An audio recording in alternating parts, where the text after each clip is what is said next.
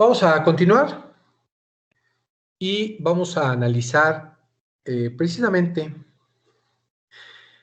el artículo 103 y 107 de acuerdo a la regulación de nuestra ley de amparo. Recuerden, esta ley de amparo ya la habíamos comentado la semana pasada, que su nombre, pues legal, se llama así: Ley de Amparo Reglamentaria de los artículos 103 y 107 constitucional. Entonces vamos a identificar estos preceptos constitucionales, para que no quede ninguna duda respecto a qué es lo que hace referencia al artículo 103 y 107. Para eso voy a abrir la Constitución para que la tengan ahí en pantalla.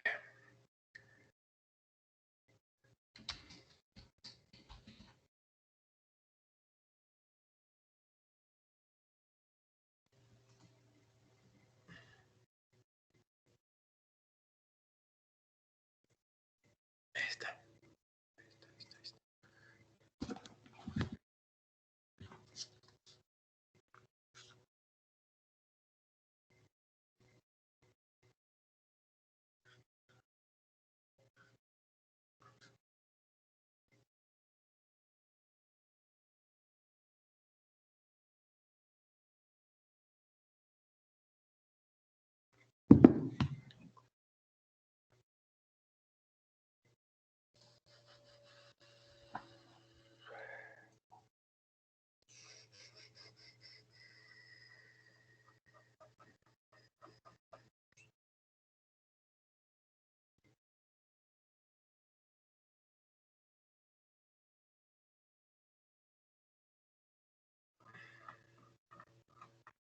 ...103...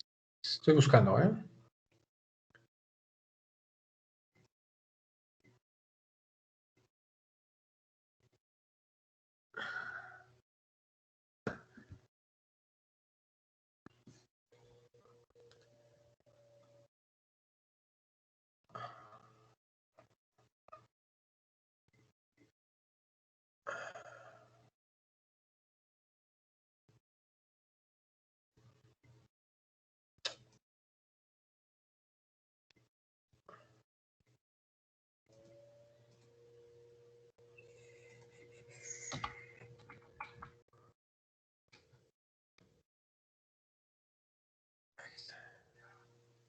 Ya di con el 105, 103.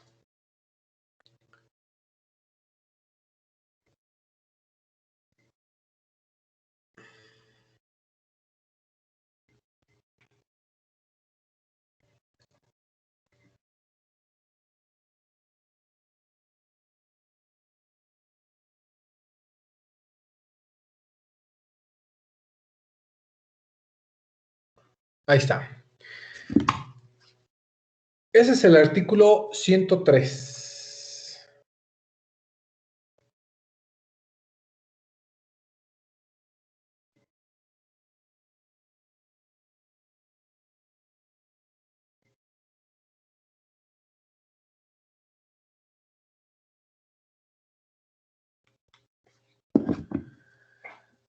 Dice: los tribunales de la Federación resolverán toda controversia que se suscite, 1, por normas generales, actos u omisiones de la autoridad que violen los derechos humanos reconocidos y las garantías otorgadas para su protección. 2, las normas generales o actos de autoridad que vulneren o restrinjan la soberanía de los estados o la autonomía de la Ciudad de México. 3, por normas generales o actos de las autoridades de las entidades federativas que invadan la esfera de competencia de la autoridad federal. Entonces, en la fracción primera nos habla que el tribunal federal, un tribunal federal, en este caso ya lo analizamos, juez de distrito, unitario, colegiado de la Suprema Corte, serán quienes nos resuelvan de alguna controversia que se suscite por normas generales, actos o omisiones de la autoridad. Esta que violen, obvio, derechos humanos. Por segunda parte, algunas normas generales o actos de autoridad federal que vulneren o restrinjan la soberanía de algún estado, es decir, que la federación esté vulnerando, alguna autoridad federal esté vulnerando a alguna autoridad estatal. Entonces, ahí esta tendrá que resolver un tribunal federal, a través, obviamente, del juicio de amparo, o de alguna controversia o alguna acción de inconstitucionalidad.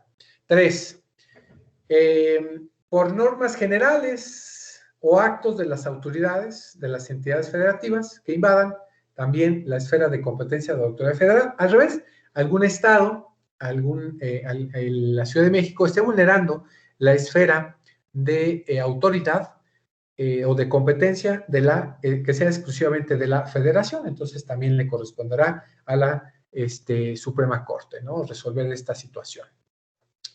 El artículo 104 dice: los tribunales de la Federación conocerán, entonces, de los procedimientos relacionados con delitos del orden federal, aquí estableciendo, entonces, la materia que existe a nivel local, pero que también existe a nivel federal, ¿sale?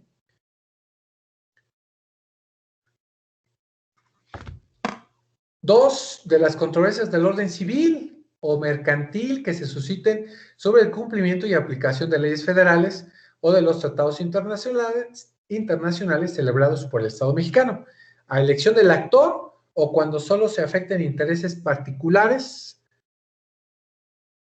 podrán conocer de ellas los jueces y tribunales del orden común. Aquí recordarán ustedes que analizábamos y veíamos una situación, no sé si se acordarán,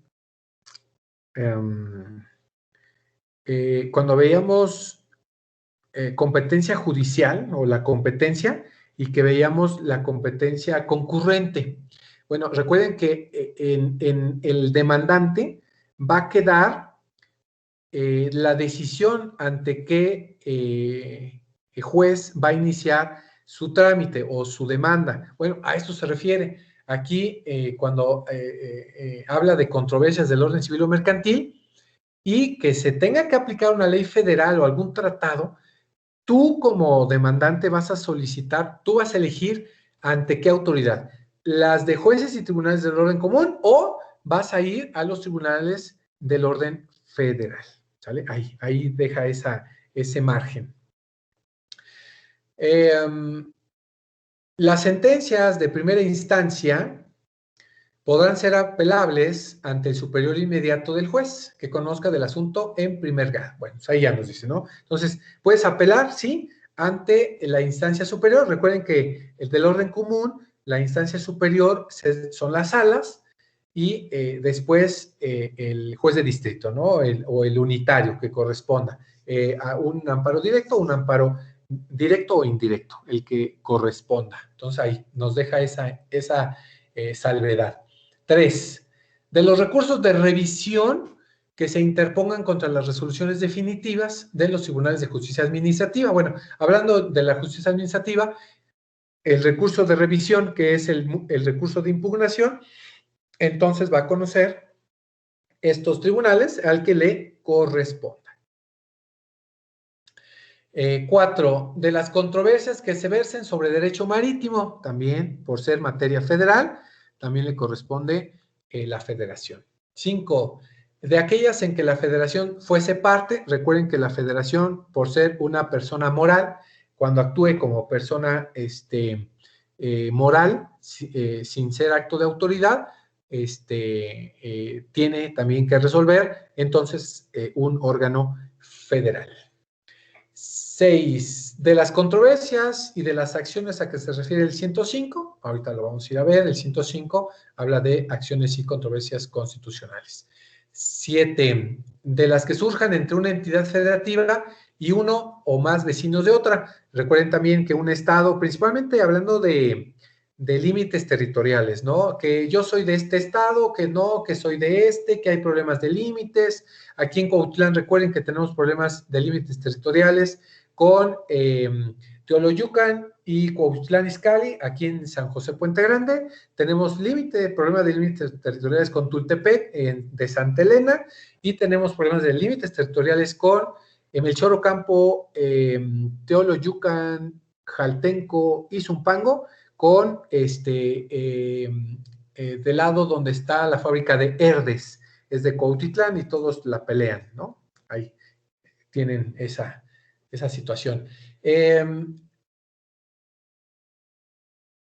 Por esas entidades federativas, ¿sale? Que pudiese corresponder. Son ejemplos. Siguiente, 8. De los casos concernientes a miembros del cuerpo diplomático y consular. Bueno, recuerden también que si existe alguna controversia en cuanto a estos cuerpos diplomáticos consulares, también tendrá que resolver órganos federales. Artículo 105. La Suprema Corte, ahí ya habíamos comentado una especificación, conocerá, de acuerdo a la ley orgánica, los siguientes asuntos en exclusiva a la Suprema Corte. Primero, de controversias constitucionales, que con excepción a las que se refieren a la materia electoral, se suscite entonces, materia electoral no se mete. Todas las demás sí. Controversias constitucionales entre una federación y la entidad federativa. Entonces, ahí va a partir. 2. La federación y un municipio, también. 3. El Poder Ejecutivo y el Congreso de la Unión, aquel y cualquiera de las cámaras de este, o en caso de la comisión permanente. El ejemplo claro del inciso C es la resolución de la Suprema Corte cuando resolvió si juzgar a los servidores públicos. ¿Sale? Ahí tenemos ese ejemplo. D, una entidad federativa y otra, entre estado y estado. La G, dos municipios de diversos estados también, ya saben, ¿no? Cómo nos ponemos entre municipios. H, dos poderes de la misma entidad federativa sobre la constitucionalidad de sus actos o disposiciones generales. Aquí tenemos un ejemplo muy claro, muy preciso. Recordarán ustedes el caso Bonilla, que era el gobernador o es gobernador de Baja California, que se quiso por un mandato constitucional reformar su constitución y quedarse, creo que 2 años más en el poder, y creo que no lo dejaron. Y quien resolvió esa situación fue la Suprema Corte, y recordarán ustedes que fue en el mes de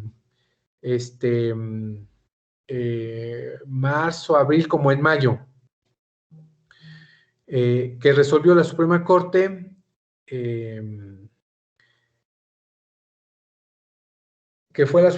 resolvió que no, que era inconstitucional, y echaron para atrás todo el asunto. ¿Sale? Ahí se quedó pendiente y la Suprema Corte fue la que determinó. Siguiente. Un estado y uno de sus municipios sobre la constitucionalidad de sus actos o disposiciones generales. Aquí que un presidente igual tuviese alguna controversia con el estado. Entonces igual, ahí tenemos margen para que la Suprema Corte sea quien resuelva. Una entidad federativa y un municipio de otra o una demarcación territorial y de la Ciudad de México sobre la constitucionalidad de sus actos o disposiciones generales. También ahí. Siguiente, dos órganos constitucionales autónomos y entre uno de estos y el Poder Ejecutivo de la Unión o el Congreso de la Unión sobre la constitucionalidad de sus actos o disposiciones generales.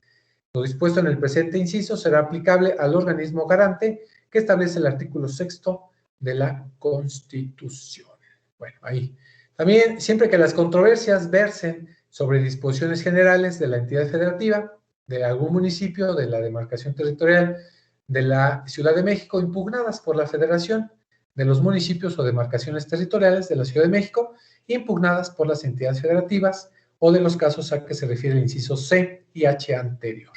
Y la resolución de la Suprema Corte de la Nación la declara inválida. Dicha resolución tendrá efecto general cuando hubiese sido aprobada por una mayoría de por lo menos 8 votos. Recuerdan que les dije que la Suprema Corte podía funcionar en pleno por al menos 7, pero para determinar ciertas situaciones específicas en cuanto a controversias y acciones de inconstitucionalidad, requiere que haya por lo menos una mayoría de 8 votos sobre los 11 que son. Entonces, imagínense, para que se pueda declarar esa declaratoria válida y que esa validez sea ley, tiene que ser por lo menos 8 votos. Y así, teniendo esa situación, poder formar jurisprudencia, que son las otras dos formas de crear jurisprudencia, además de la reiteración, de la contradicción y de la sustitución, otras dos más, que pueda ser por contradicción,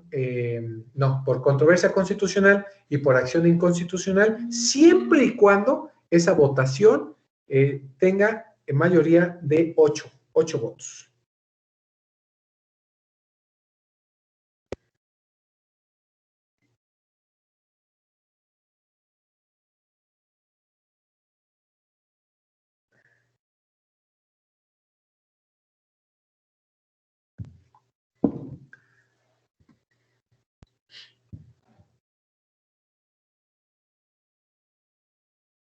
Dice, de los demás casos, las resoluciones de la Suprema Corte de Justicia tendrán efectos únicamente respecto de las partes de la controversia. Quiere decir que si no fueron aprobadas por 8 votos de la Suprema Corte y hubo mayoría, supongamos que fueron 6, ¿no? Que es la mayoría que se necesita para aprobar, bueno, pues entonces esa resolución únicamente no va a hacer jurisprudencia y únicamente va a resolver a las partes que solicitaron la resolución de la Suprema Corte, ¿sale? Entonces no va a crear precedente y únicamente pues se van a resolver bajo las partes. 2. De las acciones de inconstitucionalidad que he comentado, que tengan por objeto plantear la posible contradicción entre una norma de carácter general y la Constitución, o la Carta Magna. Entonces ahí habla entonces de controversias constitucionales que hablaba la fracción primera del 105, pero también de las acciones de inconstitucionalidad que se puedan plantear entre una ley de carácter general, federal o estatal y la Constitución. Y ahorita vamos a comentar por ahí alguna. Bueno, decirles rápido, recordarán ustedes la situación de las detenciones, esas detenciones ilegales o revisiones ilegales, mejor dicho, a personas, papeles o vehículos. Recordarán ustedes esa controversia que hubo en el 2017 y que resolvió la Suprema Corte en el 18. Sí recordarán, ¿no? Que la Constitución en el artículo 14 y 16 dice que nadie puede ser molestado en su persona, papeles o posiciones, y que el artículo 251, 266 y 268 del Código Nacional indica que son actos que no requieren autorización del juez de control. Si lo recuerdan, ayúdenme, por favor.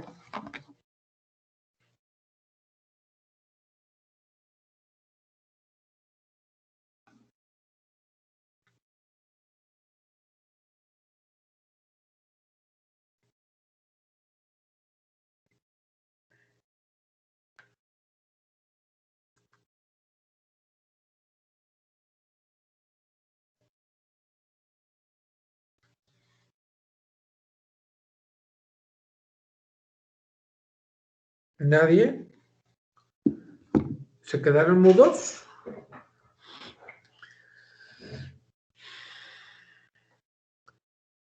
A ver, Astrid, usted, dígame. ¿Yo qué, perdón? ¿Qué anda haciendo? Aquí en una sesión fotográfica. Ok. No, a ver, dígame usted. ¿Cuál es ¿Se acordará usted que hay controversia, que hubo controversia hace algún tiempo? Que el Código Nacional, o bueno, más bien los policías decían, no, si es que sí te puedo revisar cuando yo quiera y como pueda, ¿no? No sé si lo Ajá, recuerden. Bueno, sí. el Código Nacional aplica eso en el 251, 266 y 268, que sí, que no es necesario una revisión, Que no es pueden ser necesario por para una menos. revisión la autorización del juez de control. Y que bueno, ¿sí recordará o no recordará? Sí. Bueno, gracias. Y que derivado de eso se han suscitado, pues, un cúmulo de controversias respecto a eso. ¿Recordará cuál fue la resolución de la Suprema Corte? Mm, no me acuerdo. Pero según yo tengo entendido que ahora, o no sé, que se supone que ya aunque sea por sospecha, pueden hacer una revisión superficial de. ¿Por sospecha? Sí, sí es por sospecha. O sea, sí está permitido que por sospecha puedan solicitarte una revisión.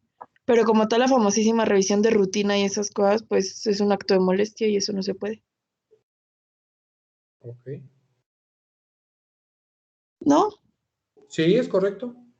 Ah, Bueno, muchas gracias, Astrid. Efectivamente, ya existe una resolución. Sí, sí existe una resolución y se las voy a mostrar. Aquí la tengo. Es para poner un ejemplo, ¿eh? Fíjense, aquí está. Esta se promovió una acción de inconstitucionalidad y que dice el artículo 133 del Código Nacional que eran obligaciones del policía practicar inspecciones. Y de ahí, ¿no? Su fundamento de ellos son estas dos partes, las famosísimas inspecciones. El 147 decía que la detención en caso de flagrancia se podía hacer una inspección para la detención en flagrancia. En el 251 refiere que dice actuaciones en la investigación que no requieren autorización previa del juez de control. Y bueno, el artículo 251 sí refiere que no necesita autorización previa del juez de control, pero en su primer línea refiere y dice actuaciones en la investigación. No llegar y inspeccionar personas y vehículos, no refiere esa situación. Más abajito dice, acto de molestia, dice, se realizará un registro forzoso si la persona no está dispuesta a cooperar o se resistiese, el 266. Son actos de molestia, entonces también podían llevarse a cabo si no querían cooperar. Y además el policía agarra y te dice, bueno, pues como hay resistencia, entonces por resistencia te remite, ¿no? Hasta eso. El 268, cuando habla de la inspección de personas, dice, en la investigación de delitos, es muy claro, en la investigación de delitos, la policía podrá realizar la inspección sobre una persona o sus posesiones en caso de flagrancia o cuando existan indicios de que oculta entre sus ropas o lleva adheridos a su cuerpo instrumentos, objetos o productos relacionados con el hecho considerado como delito que se está investigando. Y dice, la revisión consistirá en una exploración externa de la persona y sus posesiones. Y cuando refiere acá, dice el 148 de flagrancia, bueno, ya habla de otra situación, específicamente lo que hablábamos. Sí, existe una acción de inconstitucionalidad, sí es clara. Esto con referencia al 132, 147, 251, 266 y 268 son inconstitucionales estos artículos que son de jerarquía federal y propiamente general, y son inconvencionales al ser contrarios a los numerales 14, 16 y 21 de la Constitución, 3, 9 y 12 de la Declaración Universal de los Derechos Humanos, 5, 7, 8, 11 y 13 de la Convención Americana sobre Derechos Humanos, 9 y 17 del Pacto Internacional de Derechos Civiles y Políticos, por ser violatorios de los derechos humanos a la libertad personal, a la libertad de tránsito, a la seguridad jurídica, a la privacidad, a la vida privada, a la integridad personal, de no injerencias arbitrarias, así como de los principios de legalidad y de certeza jurídica. Y bueno, ustedes hicieron su actividad respecto a los derechos humanos. Y bueno, esta acción de inconstitucionalidad sí tuvo una razón de ser, sí, claro, tenía que tener una resolución, y esta resolución vino a llegar a la Suprema Corte, y la Suprema Corte determinó, pues, lo siguiente. Aquí está esta resolución. Nos vamos a ir a los resolutivos, a lo que indicaron los ministros.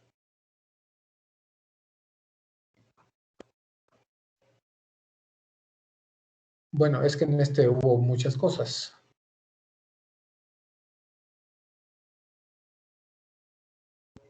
Hubo situaciones. Bueno, ya lo perdí.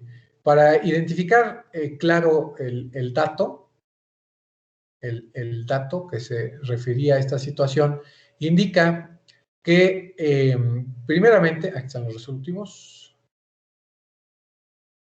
indica primeramente que sí declara validez de estos artículos del Código Nacional, pero hace alguna referencia a estos ámbitos de aplicación, es decir, siempre y cuando esté en una investigación. O sea, sí hace esa referencia clara y precisa. Aquí está.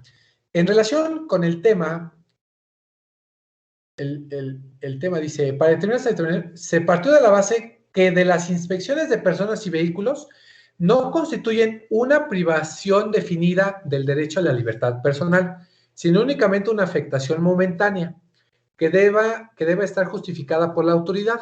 Este tipo de medidas, denominadas controles preventivos provisionales, tienen sustento en las facultades que se otorgan a los agentes de policía, pero se concluyó que la inspección de personas y sus posesiones, incluyendo vehículos, constituye un control preventivo, que se encuentran autorizados constitucionalmente, no solo en la prevención y persecución de delitos, sino también en su investigación.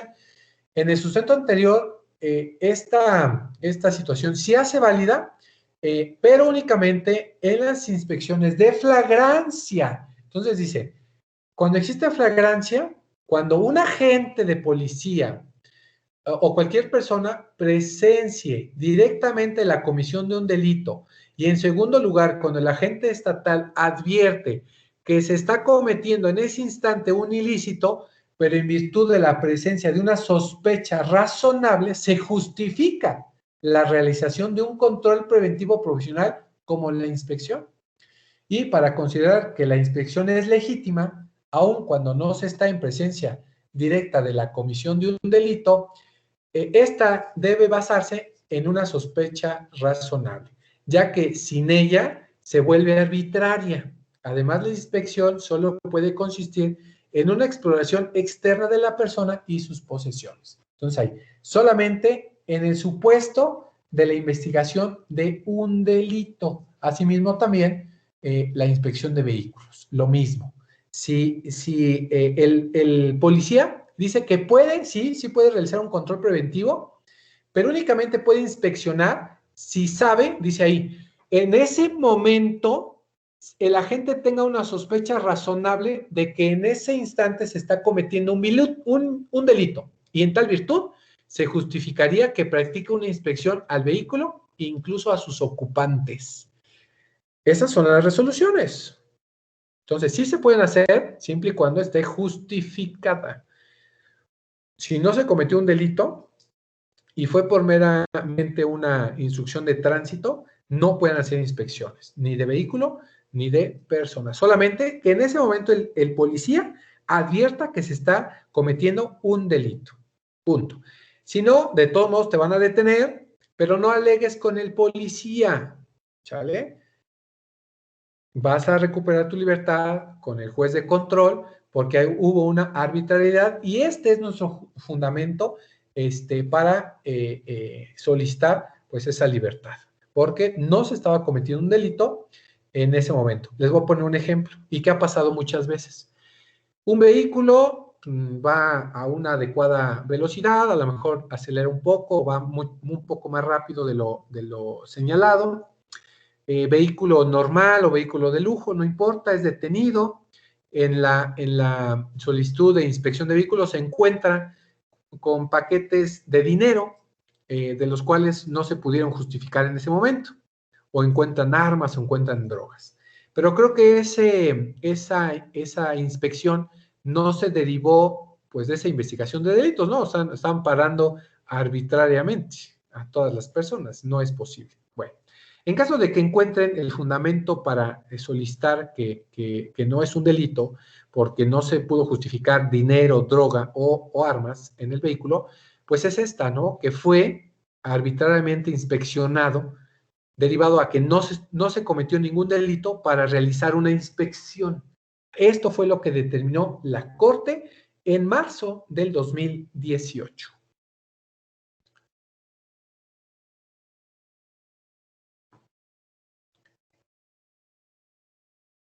Ahí está. ¿Quieren leerla?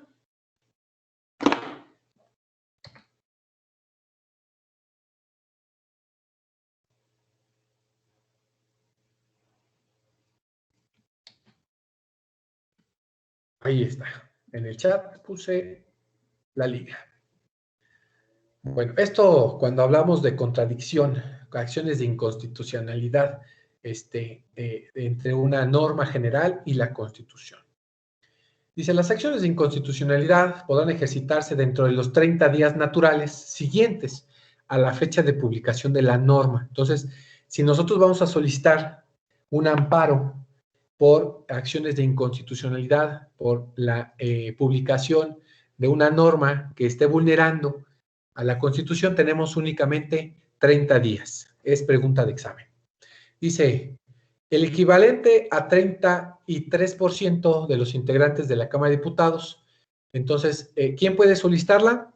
Los diputados, la Cámara de Diputados o del Congreso de la Unión, cuando haya en contra de leyes federales, y tendrá que estar firmada por al menos 33% de los integrantes de la Cámara de Diputados en contra de esa ley federal. También el equivalente al 33% de los senadores, también. Entonces, también. Si es por leyes federales o en contra de tratados internacionales celebrados por México. También se puede declarar inconstitucional un tratado internacional por por ser contrario a nuestra Constitución. Inciso C, por conducto del consejero jurídico de gobierno en contra de normas generales de carácter federal y de las entidades federativas. Entonces, también el consejero jurídico podrá solicitar este amparo de controversia, perdón, de acciones de inconstitucionalidad. También el equivalente al 33% de los integrantes de alguna de las legislaturas, también los congresos estatales, el 33% puede solicitarla en contra de alguna norma que vulnere su propia Constitución. Inciso F, también partidos políticos que tengan registro ante el Instituto Nacional Electoral por conducto de sus dirigencias nacionales en contra de leyes electorales federales o locales, y los partidos políticos con registro en una entidad federativa a través de sus dirigencias exclusivamente en contra de leyes electorales expedidas por la legislatura de la entidad federativa que otorgó el registro. Entonces también tendré que solicitar a la Suprema Corte que me resuelva esta acción de inconstitucionalidad. También las comisiones nacionales de derechos humanos, en el ejemplo que les puse, esta que estábamos viendo, de las detenciones o de las revisiones, fue a través de la Comisión Nacional de Derechos Humanos. Fue quien la solicitó. También la quieren. Se las paso. Ahí está. La comisión quien solicitó, y ahí tenemos el ejemplo claro, ¿no? En contra de leyes de carácter federal o de entidades federativas, así como de tratados internacionales celebrados por el Ejecutivo Federal y aprobados por el Senado. Así mismo, los organismos de protección de los derechos humanos equivalentes a cada una de las entidades federativas también puede solicitarla. a la Suprema Corte. También el organismo garante que establece el artículo 6º de esta Constitución, estoy hablando del Instituto Federal de Telecomunicaciones, el IFETEL, así también como el que resguarda los datos personales. También este instituto o organismo también puede solicitar un amparo para estos datos. Recordarán ustedes que por allá el presidente de Morena solicitó que ahora iba a restringir, o no sé qué show, qué circo traigan con las redes sociales, que por ahí el dirigente de Morena solicitó una regulación especial a los datos personales o a, no sé, algo salió ahí. Bueno, pues también estos organismos, IFETEL y el de los datos privados, el INAI puede solicitar pues ahí una acción de inconstitucional cuando salga esa ley. Bueno, ahí lo dejamos. También el fiscal general de la República, la FGR, también puede solicitar pues un amparo a través de la acción de inconstitucional en contra de normas de materia penal y procesal penal, así como las relacionadas con el ámbito de sus funciones. Y la única vía para plantear la no conformidad de las leyes electorales a la Constitución es la prevista, pues precisamente en este artículo, que deba de ser específicamente a través de las controversias constitucionales y las acciones de inconstitucionalidad. En el dato de las leyes electorales deberán promulgarse y publicarse por lo menos 90 días antes de que inicie el proceso electoral en que vayan a aplicarse, y durante el mismo no podrá haber modificaciones legalmente fundamentales. Aquí específicamente hablando de leyes electorales, recordarán que en esta ocasión la norma de la reelección de diputados federales, locales, presidentes municipales, salió desde el año pasado, y una última actualización a finales del año, y bueno, pues ya en esta situación ya se van a poder reelegir. Estas determinaciones, bueno, pues no atentan contra el sufragio efectivo en una reelección, que es de carácter federal. Las resoluciones de la Suprema Corte solo podrán declarar la invalidez de las normas impugnadas siempre que fueran aprobadas por una mayoría de cuando menos 8 votos. Recuerden, y les indiqué que no olvidaran que el por qué fuera necesaria la votación de por lo menos 8 ministros para que se emita una declaración de inconstitucionalidad o de controversia constitucional, y que para que pueda ser válida necesita de 8 votos. Entonces, aunque pueda sesionar de 7, aunque sesione de 7, pues no podrá ser válida esta declaratoria porque pues necesita tener 8 mínimo. Tercero, de oficio a petición fundada del correspondiente Tribunal Unitario de Circuito del Ejecutivo Federal por conducto del consejero jurídico del gobierno, así como del fiscal general de la República en los asuntos en que intervenga el Ministerio Público. Podrá conocer de los recursos de apelación en contra de sentencias de jueces de distrito dictadas en aquellos procesos en que la Federación sea parte y que por su interés y trascendencia así lo amerite. Aquí, esto es nuestro fundamento constitucional de la facultad de atracción prevista en el 105, fracción tercera, constitucional. La declaración de invalidez de las resoluciones a que se refiere la fracción 1 y 2 de este artículo no tendrán efecto retroactivo, salvo en materia penal, en la que se regirán los principios generales y disposiciones legales aplicables de la materia. En caso de incumplimiento de las resoluciones a que se refiere la fracción 1 y 2 de este artículo, se aplicarán en lo conducente los procedimientos establecidos en los 2 primeros párrafos de la fracción 16ª del artículo 107 constitucional. Bueno, eso es en cuanto al 105.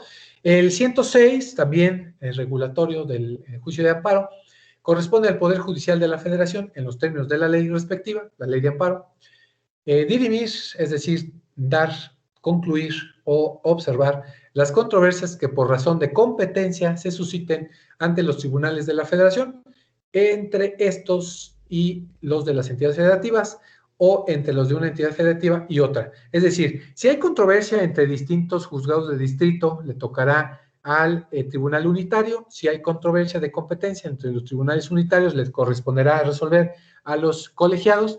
Si hay controversia de competencia entre los tribunales colegiados, le tocará a los plenos y en caso de competencia de las salas, le corresponderá al pleno. Y el pleno, bueno, pues conoce de todo, ¿no?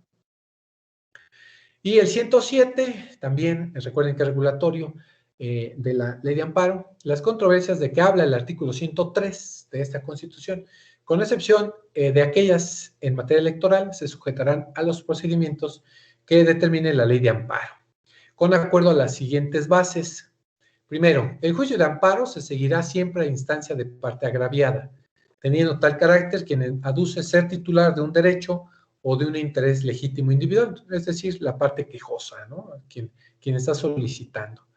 Ese es importante. Dos, las sentencias que se pronuncien en los juicios de amparo solo se ocuparán de los quejosos, de los que hubiesen solicitado, limitándose a ampararlos y protegerlos si procediera en el caso especial sobre el que verse la demanda. Es decir, el amparo individual, pues únicamente va a regular a el solicitante, nada más.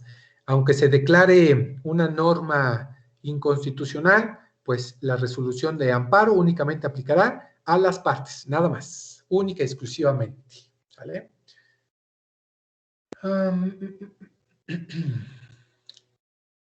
Igual manera tributaria.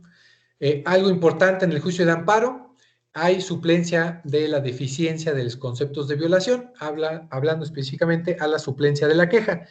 Esta suplencia de la queja habla específicamente de la ley de amparo, de acuerdo a la reforma del 2012 de la ley de amparo, que únicamente a los conceptos de violación o los agravios, únicamente, te van a hacer la suplencia de la queja respecto única y exclusivamente a los conceptos de violación y a los agravios que tú hayas mencionado o que no hayas puesto en tu amparo.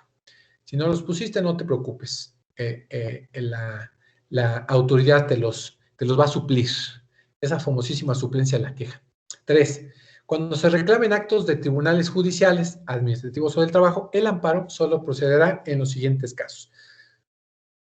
Ya no se especifica materias y cuándo sí y cuándo no. El amparo entonces va a proceder contra sentencia definitiva, laudo o resolución que pongan fin al juicio, ya sea que la violación se cometa en ellos o que sea cometida durante el proceso. Afecte las defensas del quejoso trascendido al resultado del fallo en relación con el amparo a que se refiere este inciso y la fracción quinta de este artículo. El tribunal colegiado de circuito deberá decidir respecto de todas las violaciones procesales que se hicieron valer y aquellas que cuando proceda advierta en suplencia de la queja y fijará los términos precisos en que deba pronunciarse la nueva resolución.